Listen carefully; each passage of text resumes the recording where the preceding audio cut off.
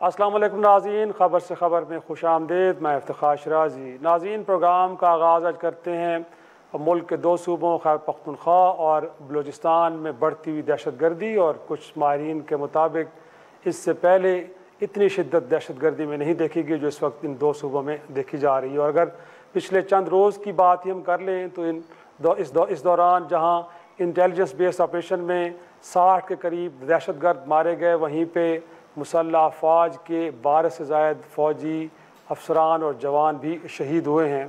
ناظرین، کیا وجہ ہے کہ ایک دفعہ پھر ہمیں دہشت گردی کی شدید لہر دیکھنے کو مل رہی ہے؟ گویا کہ اس میں بلوچستان کی سرزمین کا استعمال ہونا پری ڈومیننٹ فیکٹر ہے، یا پھر ہماری اپنی حکمت عملی کے اندر بہت بڑے فلاز ہیں جن کو ایڈریس نہیں کیا گیا، اور مور امپورٹنٹلی اپوزیشن کی بیشتر جماعتیں ملٹری آپریشن کے خلاف کیوں ہیں؟ تو آج ہم نے اپنے پروگرام میں دعوت دی ہے بڑا آنریبل نیم سیکورٹی امور سے متعلق ان کی رائے ہے سربراہ نیشنل کاؤنٹر ٹیررزم اتھارٹی احسان غنی صاحب۔ سر، بہت شکریہ وقت دینے کے لیے۔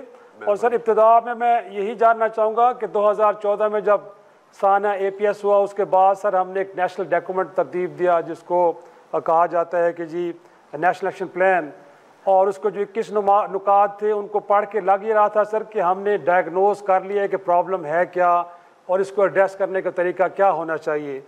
بٹ اس کے بعد سر ہم دیکھتے ہیں کئی آپریشنز بھی ہوئے، لیکن آج جہاں ہم کھڑے ہیں شاید ماضی کے مقابلے میں صورتحال اور زیادہ خطرناک اور سنگین ہو چکی ہے، تو آپ اس کو کس طرح انالائز کریں گے؟ اچھا، ایسا ہے کہ آپ نے نیشنل ایکشن پلان کا ذکر کیا تو میں شروع وہاں سے یا اس دور سے شروع کر لیتا ہوں، اور میں یہ کہوں گا کہ 2012 سے پہلے جو ہماری پالیسیز تھیں وہ عموماً ریاکٹیو پالیسیز تھیں، یہ ہو گیا تو یہ کر لیں۔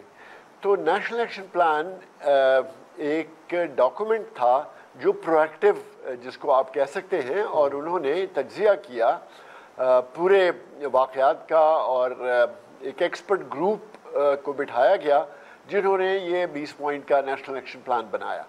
اور اس میں اس کی جتنی بھی لوگ تنقید کرتے ہیں، لیکن میں اس کا بڑا سپورٹر ہوں نیشنل ایکشن پلان کا، اور وہ اس لیے ہوں کہ ہمارے ہاں اگر آپ دیکھتے ہیں تو دہشت گردی کا جو انسداد کرتے ہیں اس کے 2-3 طریقے ہوتے ہیں، اور آپ عموماً ذکر بھی کرتے ہیں اپنے پروگرام سے بھی اس کا، اور وہ ہیں، ایک ہے کہ آپ لانگ ٹرم اور شارٹ ٹرم، جن کو اسٹریٹجک اور ٹیکٹیکل کہتے ہیں، وہ دونوں ایلیمنٹس اس میں موجود تھے۔ کچھ ایسے جو لانگ ٹرم چیزیں تھیں اور کچھ ایسے جو شارٹ ٹرم، مثلا فاٹا ریفارم یا بلوچستان کے ایشو کو، تو یہ لانگ ٹرم چیزیں تھیں، اور کچھ دوسری۔ اب اس کا جو امپلیمنٹیشن تھا وہ بڑا ناقص تھا۔ اس کے باوجود کہ وہ امپلیمنٹیشن ناقص تھی، لیکن پھر بھی اس نے بہت کام ہوا اس میں۔ ساتھ ہی ساتھ اس کے اگر آپ دیکھیں تو آپریشن ضرب عضب، رد الفساد، کراچی آپریشن، انٹیلیجنس بیس آپریشن، یہ سب شروع ہوئے۔ اور اگر آپ دیکھتے ہیں تو 2018-19 میں کافی حد تک معاملات پر قابو پایا گیا، اور جہاں پہ کس وقت جو اٹیکس تھے وہ 2000 سے اوپر سال میں ہوتے تھے، یعنی تقریباً 3 پر ڈے، 6 پر ڈے ہوتے تھے، وہ کم ہو کے کوئی 200 کے قریب آ گئے۔ اور پھر ہم نے آپریشن کا اکمپلش کا نعرہ لگایا، اور ہم نے کہا ان کی کمر ہم نے توڑ دی ہے، اور اب آرام سے بیٹھ کے تو باقی کام ہمارے ختم ہو گئے۔ یہ ایک بہت ہی غلط قدم تھا۔ اور پھر 2021 میں جب ہم آتے ہیں، جب افغانستان میں سچویشن تبدیل ہو جاتی ہے، تو پھر ہم نے دوسری بڑی غلطی یہ کی کہ ہم نے کہا کہ اب ہمارے جو باقی مسائل رہ گئے ہیں وہ افغان حکومت ہمارے لیے حل کرے گی، جو کہ ایک انتہائی ناقص کام تھا۔ اب یہ جو آپ نے 2 صوبوں کا ذکر کیا نا، میں اس کی طرف 2-3 منٹ اس پہ لگاتا ہوں۔ اگر آپ دیکھتے ہیں تو 1947 سے لے کے اور اب تک یہ دونوں صوبے کہ اگر آپ ایک جائزہ کر لیں، اور میں نے کیا ہے اس کا جائزہ، وہ ان کی سملیرٹیز کے اوپر آتا ہے۔ مثلا ایک بات میں آپ کو بتا دوں، پہلے دن سے آزادی کے فوراً بعد ہی یہ دونوں صوبوں کی جو لیڈرشپ تھی، پولیٹیکل لیڈرشپ، اس کو ہم نے غدار قرار دے دیا، اور ان کے ساتھ ایک ایڈورسیریل ہمارا رویہ رہا، فیڈرل گورنمنٹ کا، پروونشل گورنمنٹ کا، جس طرح ایسٹ پاکستان جو بنگلہ دیش، اگر آپ ان کو دیکھ لیں، ٹرین ایک ہے دونوں کا، بہت ہوسٹائل ٹرین ہے دونوں کا۔ اگر آپ پولیٹیکل لیڈرشپ کو دیکھتے ہیں تو وہ بھی عموماً، ہر وقت نہیں بٹ عموماً خلاف رہی ہے فیڈرل گورنمنٹ کے. جس طرح اس وقت جو آپ نے ذکر کیا کہ سیاسی جماعتیں خلاف ہیں آپریشن کے، وہ کیوں خلاف ہیں؟ انہوں نے پیچھے آپریشنز دیکھے ہیں جن کا کوئی فائدہ نہیں ہوا. بلوچستان نے تو لشکر کشیاں بھی دیکھی ہیں، ان کا بھی کوئی فائدہ نہیں ہوا. اور جو ہمارے ذہن میں ایک ہے نا کہ ہمیں ہر معاملے کو، چاہے وہ پولیٹیکل ہو چاہے وہ سیکیورٹی ہو، اس کو ہم سیکیورٹی اینگل سے دیکھتے ہیں. وہ چاہے ہماری جو پولیٹیکل لیڈرشپ ہے انہوں نے وہ دستبردار ہو گئے ہیں اس چیز سے کہ ہمارے تو اس سے کوئی کام ہی نہیں ہے، اور یا ان کو کوئی آنے نہیں دیتا، ان کو کوئی کام نہیں کرنے دیتا. تو یہ جو چیزیں ہیں ایک پریامبل کے طور پہ آپ جب اس کو دیکھتے ہیں بلوچستان کو اور کے پی کو، تو یہ تقریباً ایک ماحول ہے دونوں کا.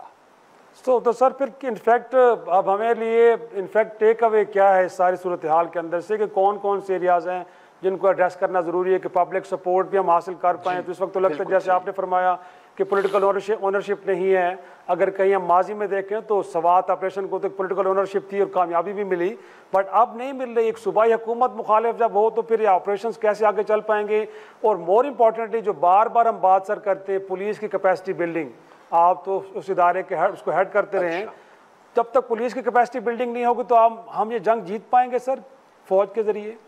آپ نے یہاں پہ دو ایشوز ریز کیے ہیں کہ پولیٹیکل لیڈرشپ کی اونرشپ اور پولیٹیکل لیڈرشپ کی آمائدگی ایک آپریشن کے اوپر، اور دوسرا پولیس کیپیسٹی کے بارے میں. تو اگر میں کیپیسٹی کو بعد میں لے لوں اور اس پہلے ایشو کو میں لے لوں، اور وہ یہ ہے کہ میں آپ کو واپس لے جاتا ہوں اے پی ایس کے اوپر.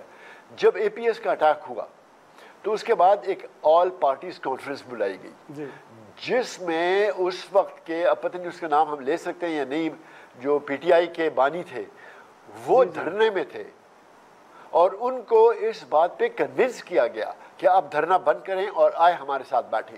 اور وہ لوگ پشاور میں سارے بیٹھ گئے اور پھر انہوں نے آل پارٹیز کانفرنس کی جس میں وہ بیٹھ گئے تھے اور سارا کچھ ہو گیا.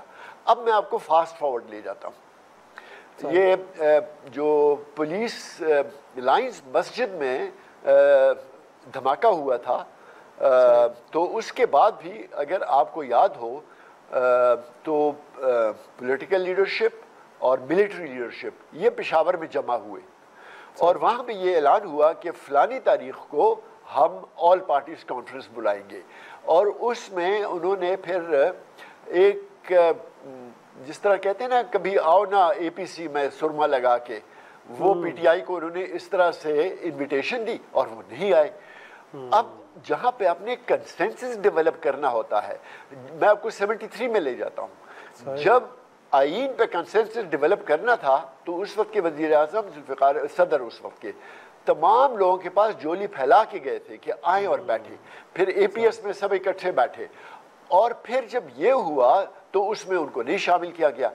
وہ ایک بڑی پارٹی کے سربراہ ہیں، وہ ایک صوبے میں حکومت ہے اس کی، اور دوسرے صوبے میں وہ کہتے ہیں کہ ہمارا مینڈیٹ چوری ہوا ہے. تو اگر یہ سارا کچھ وہ کرتے ہیں تو آپ ان کی منتیں کریں، آپ بٹھائیں ان کو، وہ سٹیک ہولڈرز ہیں. تو اگر آپ یہ چیزیں نہیں کریں گے تو سولو فلائٹ آپ کی نہیں چلے گی. اور ان کے دیکھا دیکھی باقی لوگ بھی کہہ رہے ہیں، کیونکہ صوبہ سرحد کے پی میں جو لوگ ہیں وہ تنگ آ گئے ہیں آپریشن سے. آپریشنز کی پرابلم کیا ہوتا ہے، جو یہ دھماکہ ہو جائے یا کہیں پہ ٹیررسٹ اٹیک ہو جائے تو وہاں پہ 3 بڑے پرابلمز ہوتے ہیں. ایک تو یہ کہ دھماکہ ہوا، لوگ زخمی ہو گئے، لوگ ہلاک ہو گئے، ایک یہ چکر چل رہا ہوتا ہے. ساتھ ہی ساتھ ایک اور چکر شروع ہو جاتا ہے، سیکورٹی فورسز نے علاقے میں کو گھیرے میں لے لیا، گھر گھر تلاشی، وہاں ان کی ڈیڈ باڈیز پڑی ہوتی ہیں، وہاں ان کے زخمی لوگ پڑے ہوتے ہیں، وہاں گھروں میں گھس کے آپ ان کو، تو یہ ڈبل جیوپارڈی کہتے ہیں اس کو انگریزی میں. آپ تھوڑا سا ان لوگوں کو شامل کریں اپنے ساتھ. اور یہ پولیٹیکل پرابلمس ہیں، چاہے وہ کے پی کے ہیں چاہے وہ بلوچستان کے ہیں، وہ ملٹری پرابلمس تو ہیں نہیں، وہ پولیٹیکل پرابلمس ہیں. آپ ان کو ملٹری سلوشن سے کبھی حل نہیں کر پائیں گے. جی ناظرین، پاکستان میں بڑھتی دہشت گردی کی وجوہات کیا ہیں، اس کا خاتمہ کیسے ممکن ہے؟ احسان غنی صاحب سے ہماری گفتگو جاری. چھوٹا سا بریک سے واپس آتے ہیں، گفتگو کے سلسلے کو آگے بڑھائیں گے.